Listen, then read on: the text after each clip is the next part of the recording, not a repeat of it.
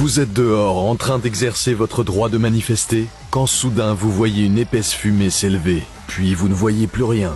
Vos yeux, votre nez et votre bouche brûlent. Vous avez l'impression que votre peau est en feu. Votre poitrine se serre et vous toussez tellement que vous avez l'impression de vous étouffer. Vous n'arrivez pas à respirer.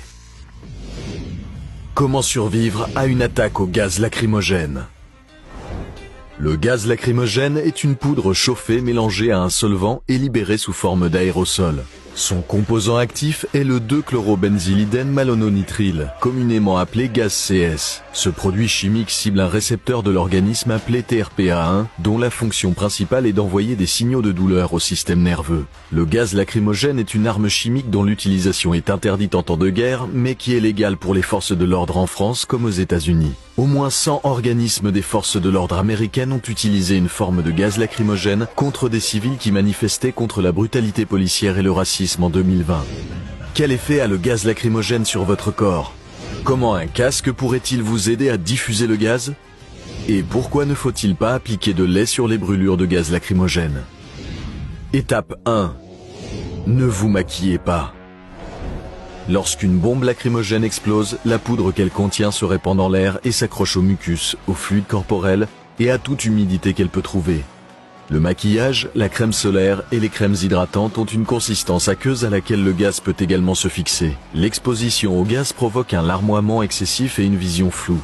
À long terme, cela peut causer un glaucome ou une affection oculaire pouvant conduire à la cécité. Si vous voulez préserver votre vue, mieux vaut donc vous passer d'eyeliner. Étape 2. Prenez une bouteille d'eau et un casque.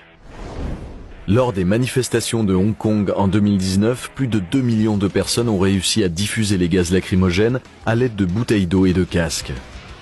Les manifestants ont versé de l'eau pour désactiver la grenade lacrymogène. Et ils ont utilisé des casques pour couvrir les corps des grenades afin d'éviter qu'ils ne chauffent. Sans chaleur, le gaz reste inactif. Étape 3. Prenez de la hauteur.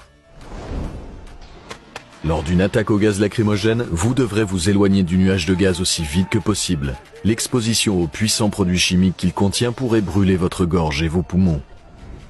Cherchez immédiatement un terrain élevé. La densité du gaz fait que vous en trouverez moins en hauteur. Mais s'il n'y a pas de zone en hauteur autour de vous ou si vous êtes coincé dans la foule, grimpez sur des objets afin de respirer de l'air frais. Étape 4. Ne respirez pas le gaz. Si vous manifestez ou si vous vous trouvez dans une situation où vous risquez de recevoir des gaz lacrymogènes, il vaut mieux être préparé. Apportez des lunettes de protection, des masques à gaz et portez des vêtements qui couvrent la majeure partie de votre corps. Mais si vous n'avez accès à aucun de ces éléments, emportez au moins des bouteilles d'eau. Le fait d'imbiber un tissu et de le porter à votre visage peut vous aider à respirer moins de gaz pendant que vous vous éloignez du danger. Étape 5. Évitez le lait. Bien que le lait soit utile avec le spray anti-agression, il pourrait causer plus de dommages si vous avez reçu du gaz lacrymogène. Le lait n'est pas stérile, ce qui signifie que les bactéries qu'il contient pourraient contaminer vos yeux et vos plaies cutanées, provoquant potentiellement une infection. Mais si vous n'avez que du lait sous la main, il peut quand même aider à apaiser la douleur, surtout s'il est froid. L'eau reste la meilleure option pour nettoyer vos plaies cutanées et les zones affectées par les gaz. Étape 6. Consultez un médecin. Après avoir échappé à l'attaque au gaz lacrymogène, consultez un médecin pour vous assurer que vous n'avez pas de séquelles aux yeux et aux organes internes. De fortes concentrations de CS, l'un des principaux produits chimiques du gaz, peuvent provoquer un œdème pulmonaire. Il s'agit d'une accumulation dangereuse de liquide dans les poumons accompagnée de saignements. Il peut également causer des apnées ou des interruptions de la respiration qui peuvent être fatales. Vous en avez de la chance, vous avez survécu à une attaque au gaz lacrymogène.